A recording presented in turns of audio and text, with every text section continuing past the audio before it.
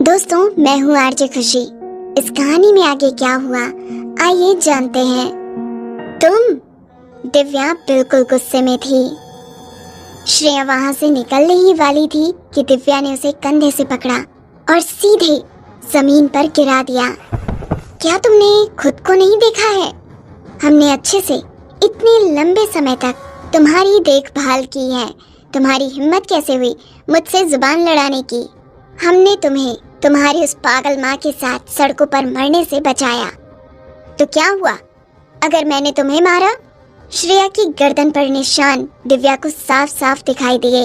वो नजारा उसकी आंखों के लिए बहुत ही शर्मनाक था।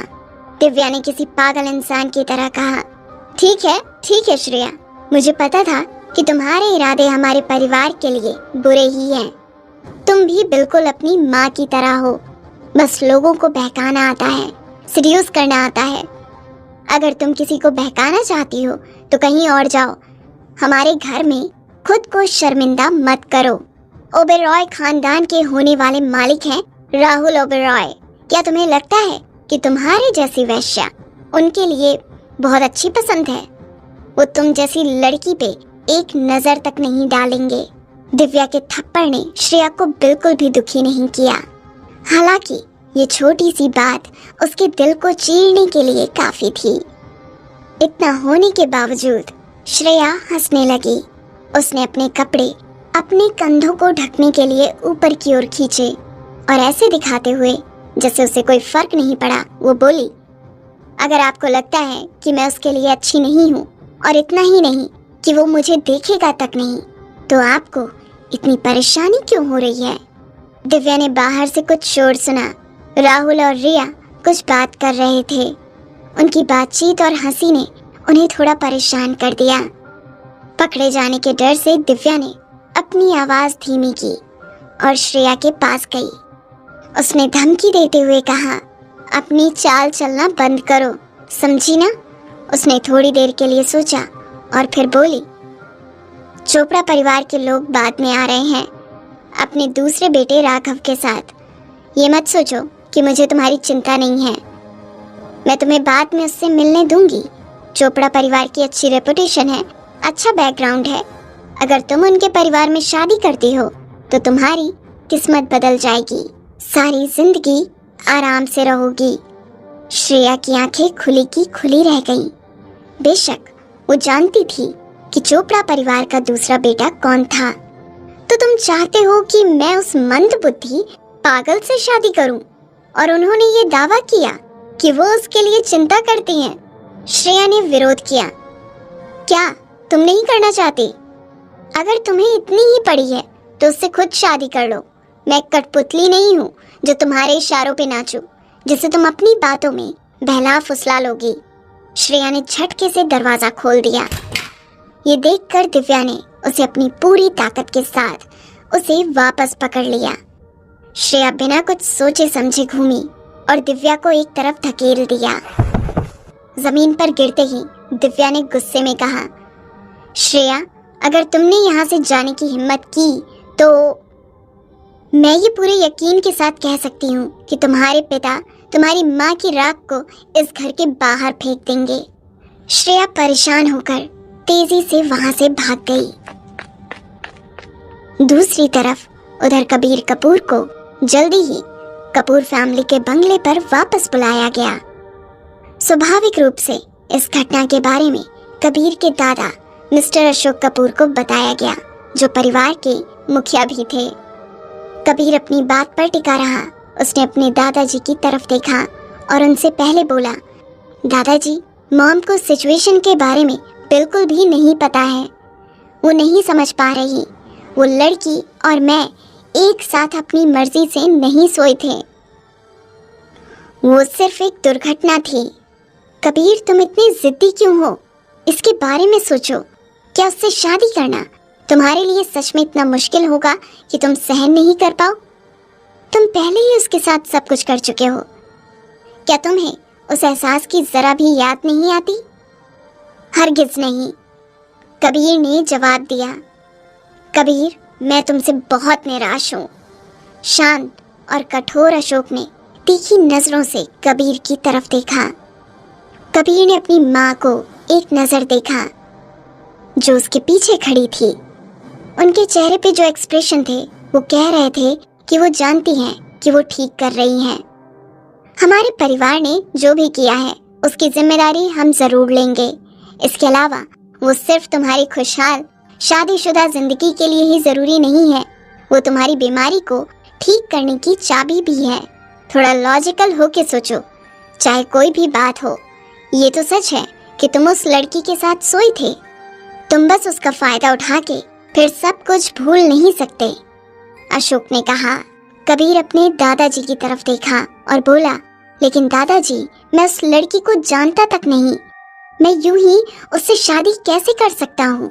और अगर मैं तुमसे कहूँ कि अगर तुम उस लड़की से शादी नहीं करते तो मैं तुम्हारी उस प्रेमिका, क्या नाम है उसका, काव्या है ना, मैं उसका करियर खत्म कर दूंगा ताकि उसे लगे कि जिंदा रहने से मौत बेहतर है।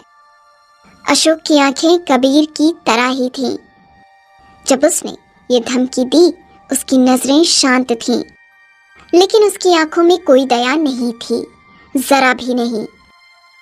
कबीर ने कहा, आप जानते हैं कि अगर आप ऐसा करोगे तो मैं आपको ऐसे ही जाने नहीं दूंगा।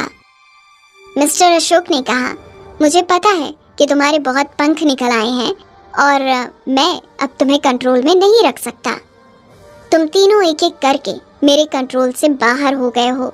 एक सीईओ बन गया है, दूसरा सेलिब्रिटी बन गया, और तुम हमेशा से मैच्योर हो, लेकिन तुम कभी बात नहीं मानते। लेकिन भले ही मैं तुम्हें कुछ भी नहीं कर सकता, लेकिन एक छोटी सी लड़की को परेशान करने के मेरे पास अपने तरीके हैं। तुम चाहो तो मुझे आजमा सकते हो। कबीर की आंखों में घिन झलक रही थी।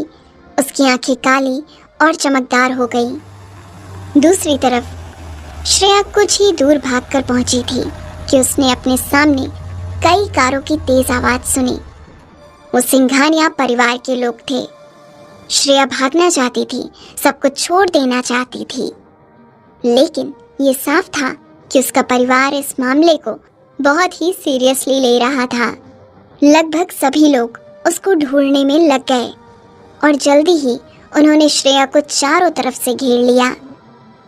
मैं ये सब तुम्हारे भले के लिए कर रही हूँ, फिर भी तुमने भागने की हिम्मत की। जाओ और मेरे लिए उसे पकड़कर वापस लाओ।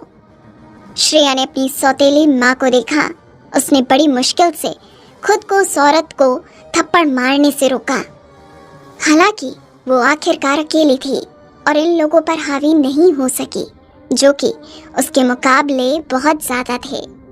श्रेया के हाथ पीछे बांध दिए गए और ऐसे ही उसको वापस घर ले जाया गया। श्रेया की हालत सुधारने के लिए मेकअप आर्टिस्ट को बुलाया गया। उसकी सौतेली माँ उसे ऐसे देख रही थी जैसे अभी उसका कत्ल कर देगी। उसने बढ़िया कर से श्रेया को डांट लगाते हुए कहा, तुम्हें क्या लगा था, तुम बहुत चालाक हो, यहाँ से भागने चली थी ना। देखो, तुम्हारे लिए बेहतर होगा कि जल्दी से तुम तैयार होकर उस राघव चोपड़ा के सामने आओ। श्रेया ने गुस्से में अपने दांत पीसे और अपने हाथ छुड़ाने की कोशिश की, लेकिन कुछ फायदा नहीं हुआ। जब दिव्या ने श्रेया को तैयार होने के बाद देखा तो उसने मन ही मन सोचा, ये डायन तैयार होके बहुत सुंदर लगती है।